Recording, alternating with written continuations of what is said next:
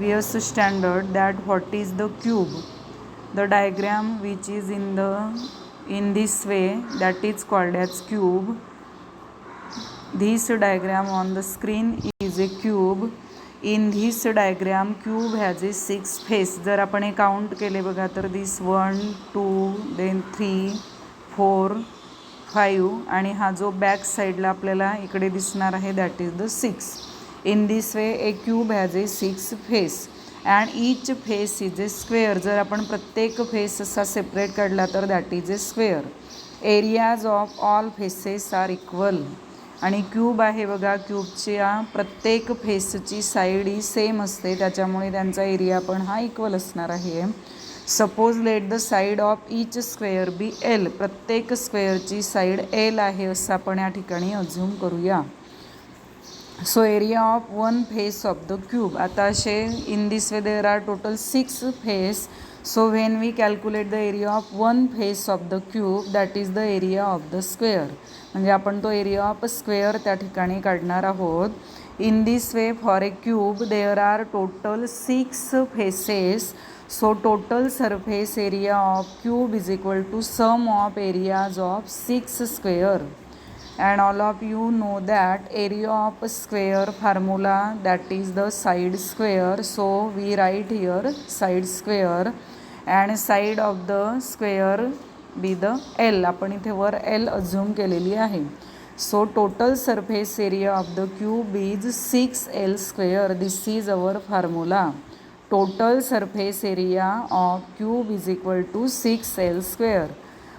In next this diagram is also shown by colorful faces.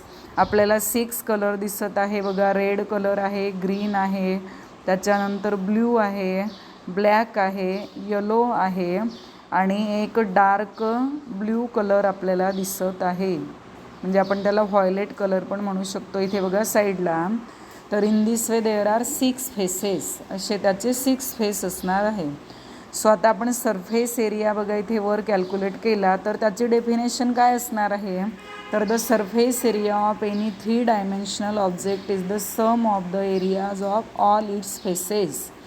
म्हणजे कोणती 3 dimensional, आता cube is a 3 dimensional, याचा जर आपल्याला सरफेस एरिया कॅल्क्युलेट करायचा असेल तर आपण सम करायची आहे. कोणाची सम करायची आहे तर the areas of all its faces. And cube having the 6 faces. So आपण या 6 फेसच्या एरियाची ॲडिशन करणार and we get that 6L square. Then our next topic is cuboid. जसं क्यूब आहे बघा, क्यूबमध्ये ऑल साईड्स आर इक्वल, पण आता क्युबॉइड जर आपण पाहिला तर क्युबॉइडला पण 6 फेस त्या ठिकाणी असणारच आहेत. पण आता ते 6 फेस जे आहे बघा, क्यूबमध्ये स्क्वेअर होते, आता याच्यामध्ये रेक्टँगल असणार आहे. बघा इथे डायग्राममध्ये आपल्याला प्रत्येक हा रेक्टँगल दिसत आहे. And opposite faces have the same area. जर तुम्ही तुमच्या घरातील तुमची कंपॉस पेटी घेतली बघा तर त्या कंपॉस पेटीला आपल्याला अशी पुढची बाजू मागची बाजू, किंवा आत्ता तुमच्या हातात जो फोन आहे त्या फोनला पण बघा पुढची बाजू मागची बाजू, प्रत्येकाचा जो एरिया आहे तो सेम असणार आहे. त्याच्यानंतर आपल्या हातात आपण पकडताना बघा 2 एजेस आहे, त्याला 2 ज्या कडा आहे त्याचा पण एरिया सेम असणार आहे. पुन्हा आपण पुढे आणि मागे त्या ठिकाणी वर आणि खाली पाहिलं तर त्याचा पण एरिया सेम असणार आहे. बघा हा वरती आणि खाली याचा पण एरिया सेम असेल. त्याच्यानंतर हा साईडने जो एरिया आहे तो पण सेम असणार आहे. आणि हा पूर्ण जो मोठा आपल्याला रेक्टँगल दिसत आहे, एक हा पुढचा आणि एक हा मागचा, या दोघांचा पण एरिया आपल्याला सेम दिसणार आहे. असं त्या ठिकाणी त्याला पण 6 फेस असणार आहे आणि प्रत्येकाचा एरिया हा इक्वल असणार आहे. Each edge is a perpendicular to the other 2 edges. आणि प्रत्येक हा एकमेकांना परपेंडिक्युलर असणार आहे. जर आता आपण या ठिकाणी प्रत्येकाचं त्या ठिकाणी जर समजा हा एक फेस आपण घेतला तर this is the length, this is the breadth, ही त्याची लेंथ आणि ब्रीथ असेल. त्याच्यानंतर आपल्या कंपॉस पेटीला बघा अशी त्या ठिकाणी हाईट पण असते. तर ही जी हाईट आहे ती हाईट जर आपण h झूम केली तर या ठिकाणी आता 6 सरफेस आहे बघा, आणि या प्रत्येकाचा एरिया जो आहे तो काय येणार, सम ऑफ एरियाज ऑफ 6 फेसेस. आणि एक फेस हा रेक्टँगल आहे. रेक्टँगलचा फॉर्म्युला आपण माहिती आहे लेंथ इंटू ब्रीथ. त्याच्यानंतर या फेससाठी झाला. जर मी आता दुसरा फेस या ठिकाणी काढलेला असेल याप्रमाणे ब्रीथ आणि हाईटचा, तर तो ब्रीथ अँड हाईट मिळेल. जर मी तिसरा फेस याप्रमाणे असा काढलेला असेल तर याचं मला H इंटू L असा फॉर्म्युला मिळेल. In this way there are total 6 surfaces and opposite surfaces are equal. Means in diagram there are 2 surfaces are form. म्हणजे आपण या प्रत्येकाला 2 2 2 लिहू शकतो. आणि या सर्वांची जर मी बेरीज केली तर मला याप्रमाणे फॉर्म्युला मिळेल बघा. 2 इंटू LB प्लस BH. इथे H असणार आहे बघा. या ठिकाणी आपण फॉर्म्युला घेताना H घ्यायचं आहे की प्रत्येक साईड त्या ठिकाणी इक्वल आल्यामुळे आपण त्याचे 2-2 पार्ट असल्यामुळे 2 2 इंटू करणार आहोत. आणि आपला total surface area of the cuboid, इथे आपला क्युबॉइड शब्द असेल बघा. Total surface area of the cuboid is equal to 2 into LB plus BH plus HL. And here we learn 2 formulas, that is total surface of area of the cube is equal to 6L square and total surface area of the cuboid is equal to 2 into bracket LB plus BH plus HL. From this we solve the example. How many sheets will be required to make a closed box of sheet size measuring 2.3 meter in length, 1.2 meter in width and 1.9 meter in height. आता हा example आपल्याला solve करायचा आहे. तर length, breath आणि height दिलेली आहे.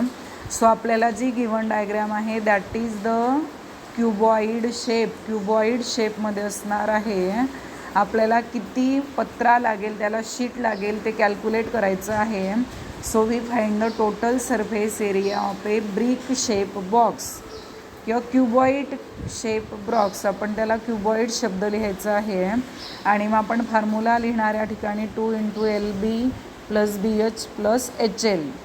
Then we put the values. आता आपल्याकडे बघा ज्या वर आपल्याला दिलेलं आहे एक्झाम्पल वाचल्यानंतर आपल्याला इथे समजत आहे की लेंथ आपल्याला दिलेली आहे 2.3, त्याच्यानंतर ब्रीथ दिलेली आहे 1.2 आणि H दिलेलं आहे 1.9. तर आपण या फॉर्म्युल्यामध्ये या व्हॅल्यू पुट करायच्या आहे. फिल इन द ब्लँक्समध्ये. Our first value is 2.3. Then our second value is 1.2 into आपल्याला काय करायचं आहे बघा H करायचं आहे. तर Hची व्हॅल्यू आहे 1.9. देन थर्डमध्ये काय आहे बघा H इंटू L आहे. H आणि Lचा प्रॉडक्ट आपल्याला करायचं आहे. तर आपण we put the values of H and L. Hची व्हॅल्यू आहे 1.9 and Lची व्हॅल्यू आहे 2.3. and in this way by substituting the values then we product the given numbers. आपण त्याचे प्रॉडक्ट करायचे आहेत. when I multiply the 2.3 into 1.2 I get the product 2.76. then 1.2 into 1.9 याचा product जर मी केला तर I get 2.28. And third product जर मी केला तर I get answer 4.37. Then in next step we add all these decimal number. या सर्वांची आपण ॲडिशन करणार and I get 9.41. Then in next step product of 2 into 9.41 I get the answer 18.82. So to make the sheet we required the 18.82 square meter of the sheet. तो box बनवण्यासाठी आपल्याला एवढी sheet त्या ठिकाणी लागणार आहे. Then second example is given in the practice corner, that is the total surface area of a cubic box is 0.96 square kilometre. So what is the length of each side of the box. म्हणजे आपल्याला बघा असा cube दिलेला आहे आणि हा जो cube आहे या क्यूबची आपल्याला एरिया दिलेला आहे, टोटल सरफेस एरिया. त्याच्यावरून त्याची लेंथ किती असेल ते फाइंड आउट करायचं आहे. So we write first the total surface area of the cube. Formula आपण लिहिणार that is the 6L square. and total surface is given, that is 0.96. We put the values and 6 L square. So L square is equal to 0.96 upon 6. 6 ने आपण divide करणार. 6 ने जर मी divide केलं तर मला आन्सर मिळेल 0.36. आता आपल्याला बोथ साईडला स्क्वेअर दिसत आहे. By taking the square root I get the answer 0.16, and by taking the square root I get the answer L is equal to, जर आता आपल्याला डायरेक्टली स्क्वेअर रूट काढता येत नसेल तर आपण डेसिमल पॉईंटला 100/16/100 फॉर्ममध्ये लिहायचं आहे. ते लिहून झाल्यानंतर by taking the square root of both side, दोघं साईडचं आपण स्क्वेअर रूट काढायचं आहे आणि ते आपण कॅल्क्युलेट केल्यानंतर आपल्याला आन्सर मिळेल L इज इक्वल टू 4/10, आणि आपण 10ने डिवाइड केल्यावर आपल्याला आन्सर मिळेल 0.4 अँड युनिट लावायचं आहे त्याला किलोमीटर युनिट आपण लावायचं आहे. In this way length of each side of the box is 0.4 kilometre. म्हणजे आपल्याला सरफेस एरिया दिलेला आहे, टोटल सरफेस एरिया, आणि त्याच्यावरून आपण साईड कॅल्क्युलेट करायची आहे. तर आपण 6 L स्क्वेअर हा फॉर्म्युला लिहून त्याच्या व्हॅल्यू पुट करून ते सॉल्व करणार आहोत आणि आपल्याला असं Lचं आन्सर मिळणार आहे. That is the L is equal to 0.4 kilometre. Then our next example is a sheet box without a lid is made of for storing dry waste. It is 1.7 meter long and 1 meter width. आता इथे ह्याची width दिलेली आहे बघा 1 metre. ते माझं print झालेलं नाही आहे. width आपण इथे 1 मीटर टाकणार आहोत. 1 मीटर त्याची व्हॅल्यू त्या ठिकाणी आहे.